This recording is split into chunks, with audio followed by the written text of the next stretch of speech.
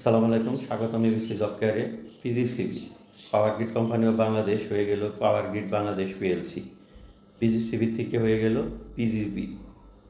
এটা একটি অর্ডারের বলে এবং ক্ষমতার বলে এটা হয়েছে। স্মারক নং এত অনুসারে 2024 তারিখের জুলাইয়ের 2 তারিখে এটি অর্ডারটি জারি করা হয় এবং জারি করেন কোম্পানির সচিব জাহাঙ্গীর আজাদ।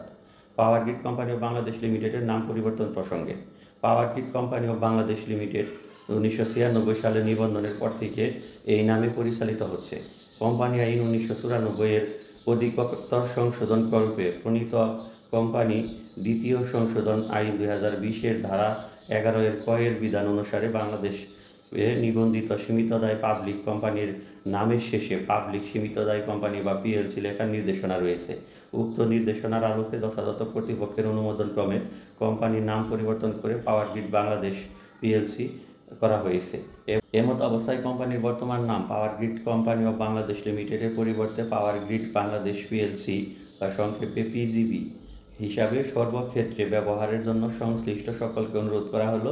এর নির্দেশনা অবিলম্বে কার্যকর হবে। নির্দেশক্রমে মোহাম্মদ জাহাঙ্গীর আজাদ, কোম্পানি সচিব। তার মানে আমরা এখনকে এই পিজিসিবিকে পাওয়ার গ্রিড হিসাবেই আখ্যায়িত করব বা সংক্ষেপে পিজিবি হিসাবে বলা যেতে পারে। তবে এখন আর পিজিসিবি নেই। তবে যাই হোক, পুরাতন যে নামে যার জন্ম হয়েছে তাকে বলা খুব কঠিন। সবাই কিন্তু এই পিজিসিবি নামেই ম্যাক্সিমামে চিনবে।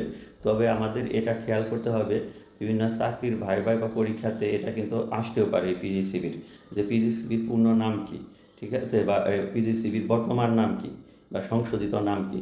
তখন এটা আমাদের জানতে হবে যে পাওয়ার গ্রিড বাংলাদেশ পিএলসি, এটা মাথায় রাখতে হবে।